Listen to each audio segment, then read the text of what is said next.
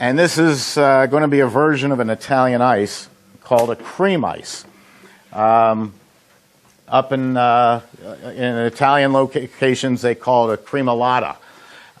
We just call it a cream ice. And if you want to look at a great website sometime, ralphsices.com, R-A-L-P-H. He's in Staten Island, and that's Larry DiStefano. And Larry has become an expert at a lot of these cream ices and what we also call ice cream ices. And all it is our usual Italian ice of sugar, water, and flavor with the addition of some dairy, which makes it even smoother and creamier. So my next thing is cane sugar, just plain cane sugar, bought at the supermarket. I buy the lowest price I can to save money. And I'm just going to put it in the water, and I'm doing this so you can see it. I'm dissolving this in just tap water. And I don't have to heat it up. I don't have to stir it for 20 minutes to get dissolved. It's going to dissolve enough. You know, when you see me pour it in, I might have just a little string of sugar coming down. I don't care. I'm using a sufficient quantity that it isn't going to matter. So just give that a little stir just to dissolve it, because sugar is like sand. You put sand into a machine and you're not helping the machine. So I just want to dissolve a little bit, make sure the gate's closed, pour the sugar water in there. See a little bit of sugar? I don't care. I'm not trying to get every last drop. I'm not terribly scientific.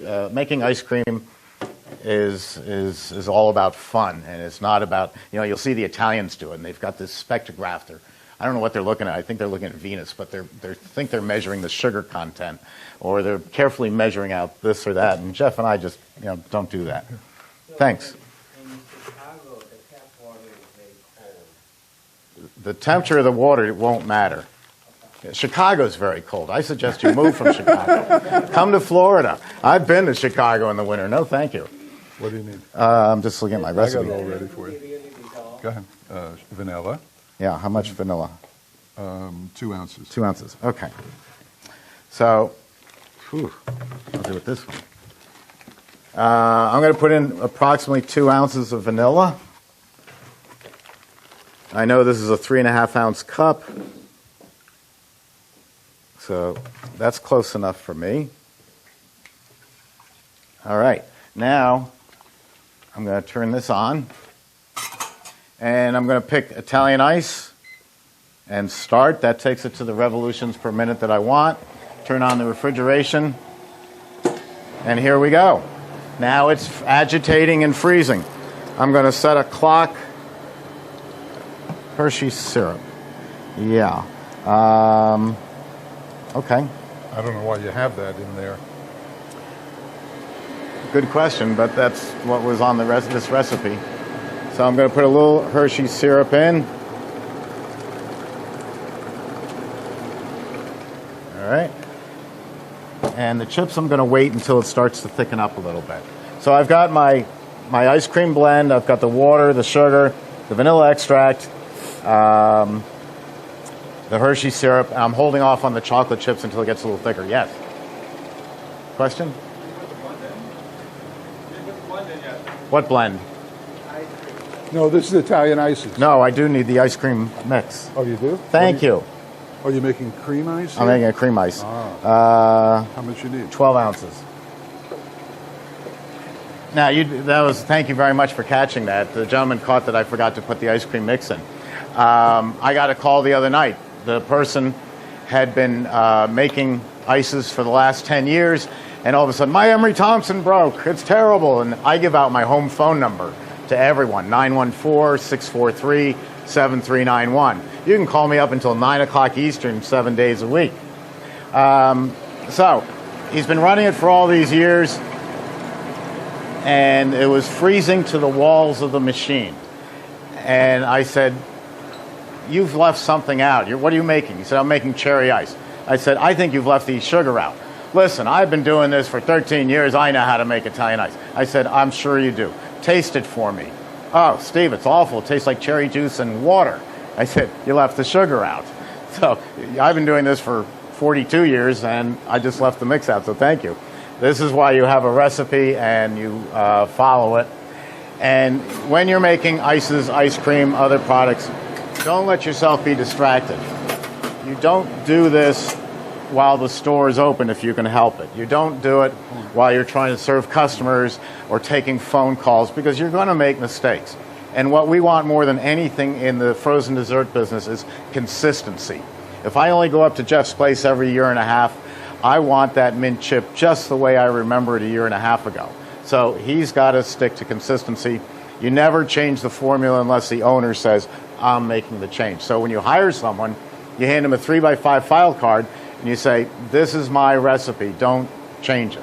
If you break the machine, if you drop a spatula in it, Jeff dropped a spatula in one, you just call me and we'll tell you what to do. But otherwise, you've got your 3x5 file card and you just follow it. So it's really very simple. I'm checking this product. I can take it out at different consistencies. Normally, I'm going to pull it out at the consistency you see right now. Turning off the refrigeration. I'm not going to make just one batch of this normally in business. I'm going to make 10 or 15. So I want to get it out fast, put it in the freezer, let the freezer do some of the rest of the work. If Jeff called me from the front of the store and said, hey, we need vanilla mint chip right away, I'll pull it a little stiffer, and so he can take it right out and serve it. But I'm interested right now in production. This shelf, by the way, is adjustable. But watch how fast this comes out. Whoa. I need a spatula. Right here. I haven't done this in a month. I'm a little out of practice. This is a nice looking product.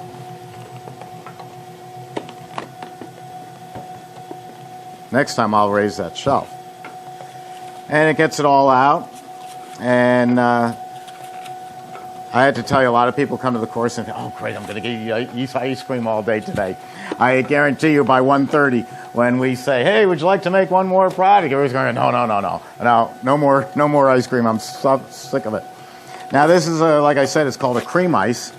And the dairy makes it a little bit creamier. But another thing about Italian ice, and we're going to serve this up to you. Another thing about Italian ice is there are different types. In New York, we sell Italian ice. And in a bigger machine, a lemon ice formula, just for example, I'll be right with you, for example, would be 7 pounds of sugar, 14 quarts of water. You go down the road to Philadelphia, and it's 8 pounds of sugar and 14 quarts of water, and they call it Philadelphia water ice. We call it Italian ice. They're wrong. They call it water ice. It's smoother. It's creamier. It has nothing to do with the machine. It has to do with I raised the sugar content by 1 pound, and that doesn't necessarily make it sweeter, but it does make it smoother. I go into certain sections of Brooklyn, Bay 8th Street in Brooklyn, where everybody only speaks Italian, and the product is called granita or granite. And a granita is a crunchy ice. You can really...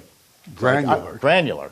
And that is not 8 pounds, not 7 pounds, it's 6 pounds of sugar.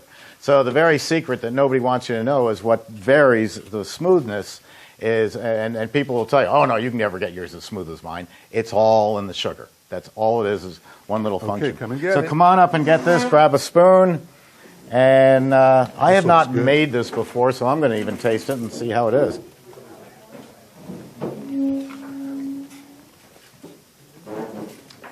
Oh, that's good.